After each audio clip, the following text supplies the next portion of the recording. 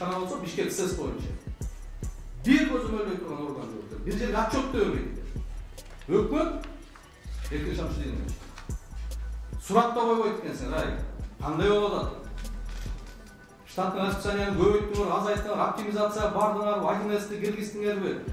Товарлардын өндүргөндөрдүн үстүнө көзөмөл барбы деп эчтеке жок.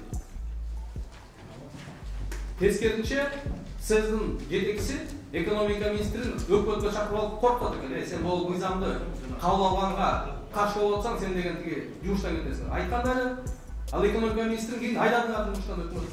Ушул өкмөттүн кызыкчылыгын коргогон адамды сактап калган ордо жумуштан айдап атасыңар. Бүгүн келип алып айтып берем деген болгону бир иш-чаралар болуп калды. Ал расмий түрдө айтканда өкмөттүн аппарат жетекчисин кабинетине мен чакырып алып туруп, ошол жерден башкы жетекчиси, СЭСдин башкы жетекчиси түздөн коркуткан Рашид Маршал. 2 жыл мен кол койбогом дейт бул токтомго. Айткандай, мына башкы директорго да айтканда, мен сенин каршылыгың жок. Бирок кыскартсаңар жогору дегенде 100 кишини кыскартканга мүмкүнчүлүгүңөр бар. Оптимизация кылып койбойсуңар, мен мүмкүнчүлүгүңөр жок бул.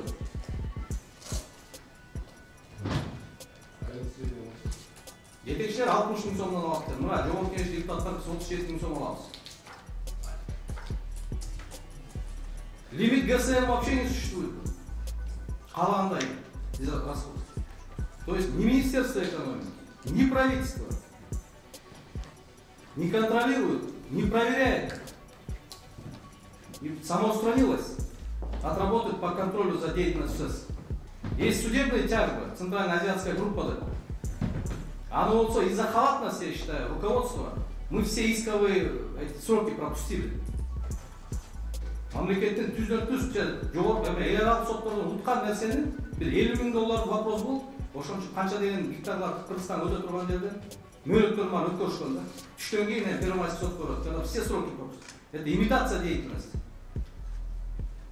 Мен ойлойм, мамлекетке без никакого ущерба для деятельности функционирования СЭС ежегодно, свободно от 50 до 100 миллионов сомов можно перечислять в государственный бюджет денег. И правительство в этот тяжелый период, когда вы изыскиваете средства, вот вам резервы. Мен премьер-министр говорит, там резервтер турат. На 50 миллиондан 100 миллион сомго чейин үнөмдөп мамлекетке алып турсаңар болот. Калган 100 миллион эле ошол развитие калса жетет. Тилекке каршы барлык мамлекеттик ишканалар боюнча ушундай болуп атат.